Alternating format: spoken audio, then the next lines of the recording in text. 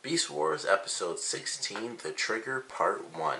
Now this is the first Part 1, Part 2 thing since the very first episode of the series, and it was actually pretty cool. It starts off, not only does this episode give us, pretty much all the new Transformers, like in general, it's Tigatron is in here, of course Airazor kind of has to be in it, like she just came in, so Airazor is in it, Tigatron is in it, Blackarachnia is in it, and this is kind of like her big focus. This is like her first episode where she actually has a really big focus.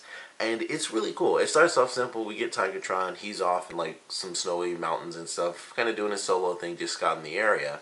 And they have this giant antenna array that he uses for like long distance communication with the Maximals. So he calls them in, is like, hey, everything's clear. And then he's like, scratch that because Waspinator and Pterosaur are coming in. So he gets into a really crazy battle with them. They destroy the communications tower. They actually destroy a part of this mountain that he's on, and he falls into like this giant weird cloud, and he kind of disappears.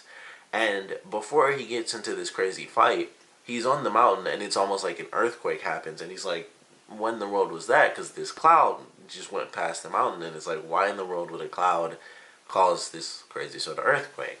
So after the battle, when he falls in, Waspinator and Pterosaur actually go after him, and they fly into this cloud, and all you see are like some flashes and stuff, and then it cuts to the Predacons, and they show up there, and it's like something crazy is going on. Like there's something inside of this cloud. It's really insane. And they're destroyed, so Megatron decides he'll send Scorponok and Blackarachnia off to find out what's going on.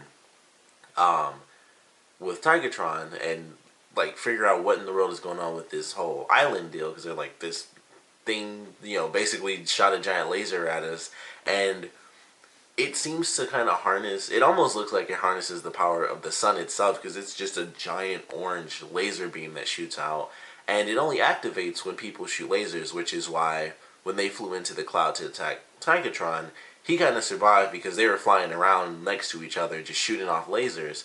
So there's this giant tower, and it targeted them, and that's kind of how they got messed up. So Megatron sends Blackarachnia and Scorponok off, but before that, they have a really funny scene I really loved, where they're about to go off, and he's like, Scorponok, just 1 second. And so Blackarachnia is about to, they have like these little portable things that can float around the ship and stuff, and so she stops it and looks back, and they do like the whisper thing, and Megatron's talking to Scorponok, and it's just like, and then he looks over, they have like a super quick glance at her, and then they start whispering again. It's like, okay, obviously Megatron said something about watch her, because a lot like Tarantulas, Blackarachnia kind of does her own thing. And that was a big focus in this episode. She always has lines like that, but this was really like her thing. And they finally get to this island. They find out what this tower is. They actually see it shoot, a giant laser, and they find out that they can't shoot their own weapons because that's what activates the tower.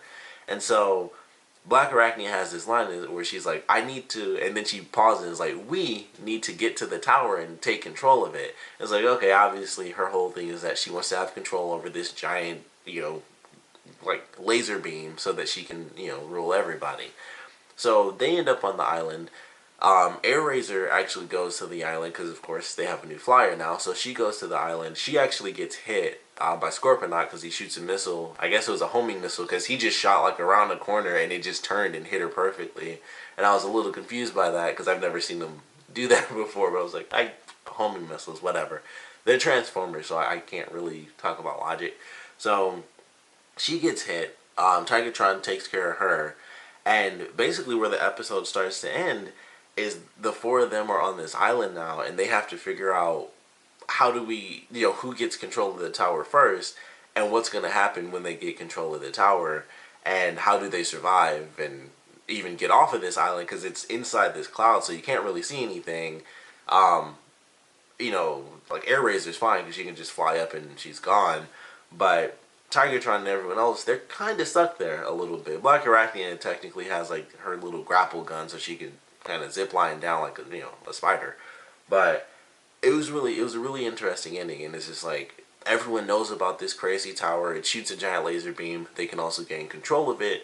This little island also has its own defenses because when Tigatron first shows up, they have this part where he walks past a rock, and there's like this little symbol and it starts to glow, and then all these things start coming out of the ground. They're almost like catapults, except they don't launch the boulders. They're still attached to them. So they basically launch out and then slam into the ground. So he's running and he's running, and that's how he finds out that the laser beam is activated by people using their blasters and stuff, because one of the rocks is coming right at him and he has to shoot it to survive.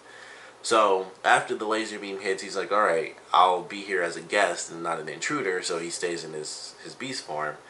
And it was just an interesting episode. There's, once again, weird mystical stuff. They've had the floating island, the crazy teleporting pod, and now there's just like this little floating island inside of a cloud. It has its own ecosystem too. It's not like it's cloudy and dark. When you get inside the cloud, and he was in, like I said, he's in like basically the North Pole sort of. It's like snow and ice and everything on these mountains, and he gets into this little floating island, and it's like an oasis. It's all green and it's trees. There's life on it. There's at least a butterfly. That's like the sign of life. It's like, oh, there's a butterfly.